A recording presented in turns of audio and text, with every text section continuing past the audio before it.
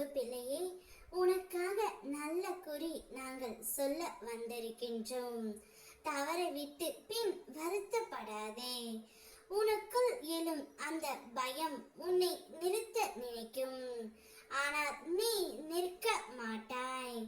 ஏனெனில் உன்னோடு உன் அப்பன் முருகன் இருக்கின்றேன். பயம் எத்தனை முகம் உன் முன் காட்டினாலும் பின் செல்லாதே. தைரியம் காட்டும் முகம் தான் நான் என்று அந்த பயத்திடம் கூறு தலை நிமிர்ந்து. பிறகு பயம் சொல்லும், உன்னால் எதுவும் முடியாது என்று.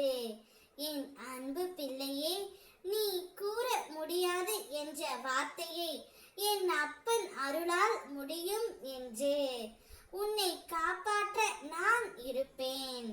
அந்த பயம் உன் முன்னே வந்தாலும் அதை தாண்டி உயர்வதற்கு உனக்கு என் சக்தி இருக்கின்றது. பயம் உன்னை பலவீனப்படுத்தாது. அது உனக்கு வெற்றிக்கான படியாகவே மாறும். நம்பிக்கையோடு சொல், என் முருகன் இருக்கின்றான், நான் அஞ்ச மாட்டேன் என்று. உன்னை எண்ணும் போது எல்லாம் என் நாவுக்கு சக்தி தந்து முருகாவென அழைக்க வைக்கும் உன் அன்பே போற்றி. உன் இன்முகம் காண எண்ணும் போது எல்லாம் என் கால்களுக்கு சக்தி தந்து உன்னை காக்க வைக்கும் கருணை ஆண்டவனே போற்றி.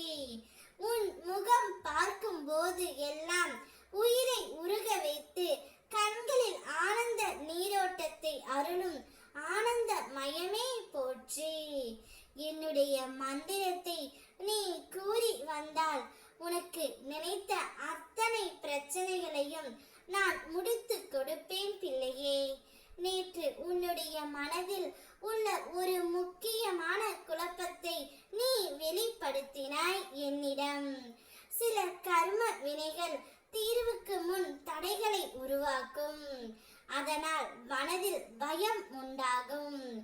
ஆனால் நீ என்னையும் உன் குல தெய்வத்தையும் மனதில் நினைத்து வழிபட்டால் அந்த தாக்கம் குறையும். என் அருள் உன்னோடு பாதுகாப்பாகவே இருக்கும்.